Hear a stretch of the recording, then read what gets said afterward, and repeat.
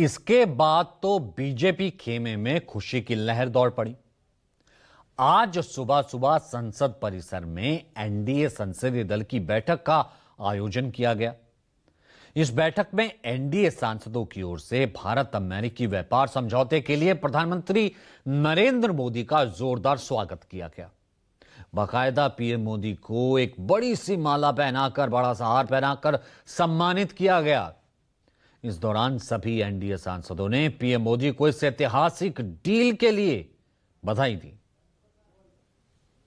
आज हर भारतवासी देश भर में माननीय प्रधानमंत्री नरेंद्र मोदी जी का साधुवाद कर रहा है कि उन्होंने यूनाइटेड स्टेट्स ऑफ अमेरिका के साथ एक बहुत ही बढ़िया ट्रेड डील, जिसका देशवासियों को कई महीनों से इंतजार था, संपन्न किया है। देशहित और जनहित को सामने रखते हुए एक बड़ा मजबूत भारत के भविष्य को चार चांद लगाने वाला ट्रेड डील माननीय प्रधानमंत्री नरेंद्र मोदी जी के नेतृत्व में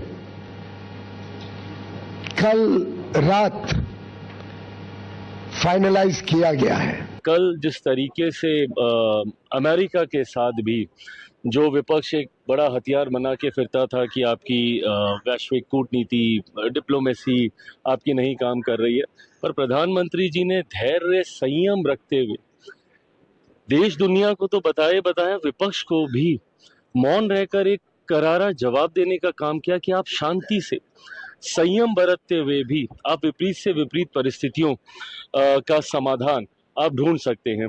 से हमारे एक्सपोर्टर्स में, देश के लोगों में बहुत ही खुशी का माहौल है और हमारी अर्थव्यवस्था को जो दुरुस्त करने का, जो आदरणीय प्रधानमंत्री जी का जो संकल्प है, जिसके आधार पर हम आगे बढ़ रहे हैं, जो विकसित बिहार का उनका लक्ष्य है, उस लक्ष्य को प्राप्त करने में यह डील मील का पत्थर साबित होगा।